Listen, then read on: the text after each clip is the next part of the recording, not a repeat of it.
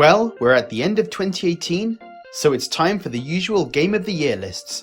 This is my list from the games I've played. The fan-voted Game of the Year video will be posted next week, so look out for that. We've had around 100 games released for the Vita in 2018, and while I realise that that's not much compared to the PS4 and Switch, we've still had some excellent releases. I haven't played every game, although I've probably played most of them, so this is all my opinion, but games like Muv-Luv and Deathmark won't be here because I haven't played them enough. There was also too many games that I enjoyed to make this a top 10 list, so I decided to go with top 15. I've put up reviews of most of the games on this list, so if you're curious to learn more about them, then check out those videos. Anyway, let's get to my top 15 Vita games of 2018. Number 15. Rogue Aces. Rogue Aces surpassed my expectations when I played it. It's a shooter that feels fresh, while retaining the addictiveness and fun of other excellent games in the genre. It also plays perfectly on the Vita. I didn't experience any slowdown at any point, even with a lot going on the screen. I also really like the mission structure to the game, and how the difficulty increases gradually over time. If you like Luftrausers, then you'll love Rogue Aces.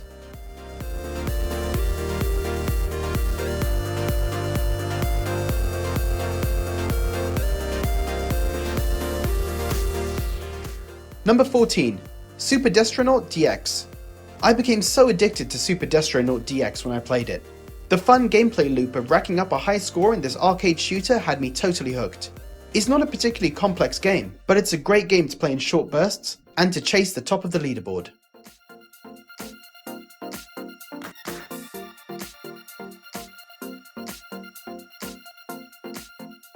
Number 13. Cosmic Star Heroine. I really enjoyed Cosmic Star Heroine. It's a sci-fi RPG with a lot of style. The depth and strategy of the battle system kept the gameplay interesting, and it doesn't overstay its welcome or bog you down with filler content. The graphics and music were awesome. As a fan of old school RPGs, I like how the game took elements of the genre and evolved them.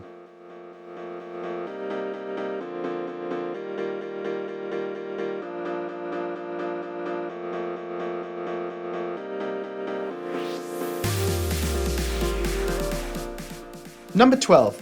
I Am the Hero. I'm a big fan of old school beat 'em ups. There's something so satisfying about being a tough street fighter and taking on a horde of bad guys, and taking them down with punches and kicks. Nearly everything about I Am a Hero clicked with me, from the gameplay to the pixel graphics and the soundtrack. It's not perfect, but it's a lot of fun to play.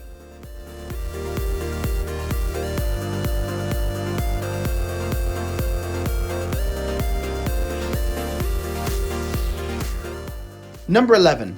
PATO Box. PATO Box is a challenging punch-out style game that's also really unique in its execution and style. You play as a hybrid human-duck boxer and go through a crazy story and totally crazy boss fights.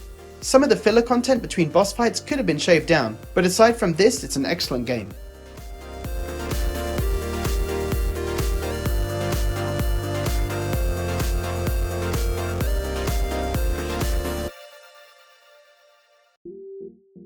Number 10. Riddle Corpses EX. Riddle Corpses EX is a rock-hard twin-stick shooter where you face off with waves of zombies trying to take over the Earth. The game is super addictive, but also super grindy. It took me quite a lot of time to complete the game's 6 levels, but I didn't find myself getting frustrated and bored. It's a really fun game and extremely addictive. If you like twin-stick shooters and don't mind a game with grinding, then I think you'll really enjoy Riddle Corpses EX.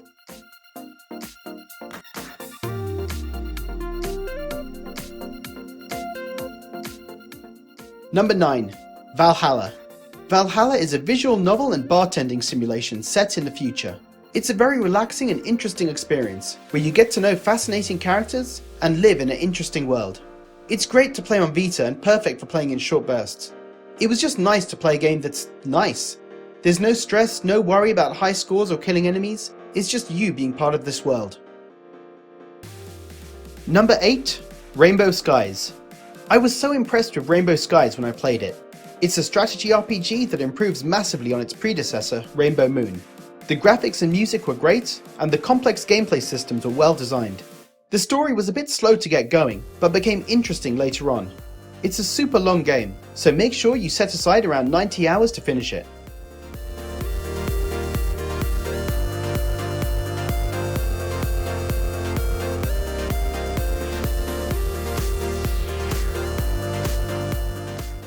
Number 7. Reverie. Reverie is a superb blend of the style of Earthbound and the gameplay of Link to the Past. Sure, it's a bit short and not that difficult, but it's so fun, charming and well designed. It's nice to play a game like Reverie that doesn't take dozens of hours to beat and is just pure fun. The pixel graphics and soundtrack suited the game perfectly and had me humming the main tune for hours after playing.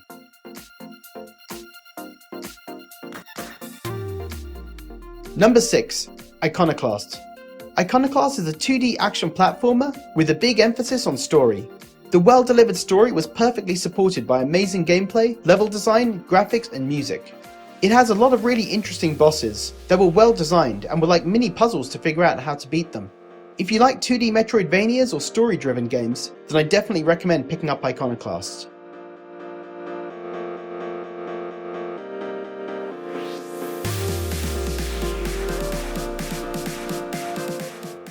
Number 5. NEUROVOIDER. The developer's description of NEUROVOIDER is: NEUROVOIDER is a twin-stick shooter RPG set in a cyber-futuristic world about brains shooting evil robots with nuclear rocket launchers. And that is a perfect description. There's a lot of customization and variety of weapons. The gameplay is easy to pick up and play, and really enjoyable. I had a really good time playing NEUROVOIDER, and I can see this as a game I'll return to often.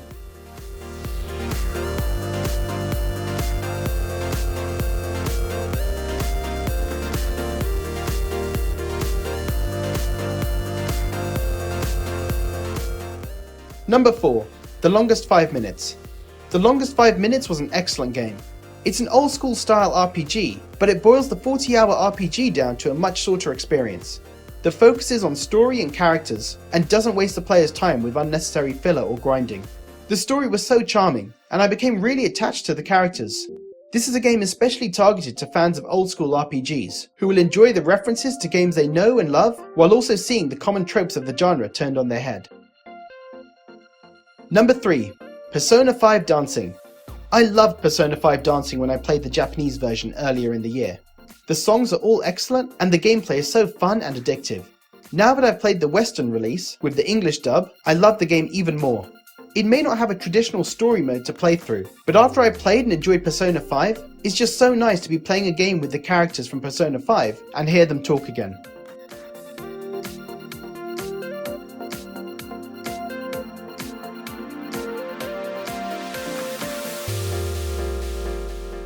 Number 2. TIMESPINNER. It's interesting that this game didn't appear very high on the community vote, and I think that's partly because it came out late in the year and it was pretty expensive for a downloadable game. It also got some negative buzz because of the performance issues, although these have been patched out now. It's a shame because TIMESPINNER is an excellent Metroidvania. The gameplay, story, graphics and music were all amazing. Even though we aren't getting Bloodstained Ritual of the Night, we have TIMESPINNER to satisfy our Metroidvania needs.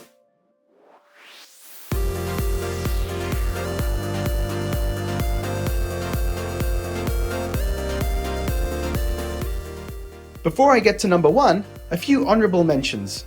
3 games that just missed the list were Super Mutant Alien Assault, Bloodstained Curse of the Moon, and Super Life of Pixel. All 3 are really good and worth picking up as well.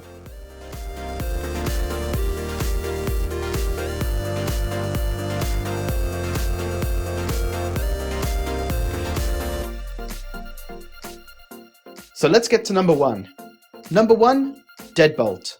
In DEADBOLT, you play as the Reaper, and it's your job to hunt monsters like zombies, vampires and skeletons and return them to hell. The gameplay involves entering a building full of the undead and using weapons you find along the way to kill them all and complete your objective. Each level is like a puzzle, and trying to figure out the best approach and which enemy to kill and how can take a lot of trial and error. I didn't mind replaying levels, and the trial and error was fine with me, because finishing a level perfectly makes you feel like such a badass. The game just has so much style. It's challenging but also very satisfying. The graphics, music, gameplay and story all just work so well together to make this my favourite game of the year. So guys, that's my list. Look out for the community vote next week, and I want to plug 2 of my videos from this year that I'm particularly proud of. The Vita 2018 Year in Review, and my video discussing why developers are still making Vita games in 2018. Both videos are linked here and in the description, so check them out. I'd love to hear your thoughts on my Game of the Year list. Leave a comment below, and as always, thanks for watching.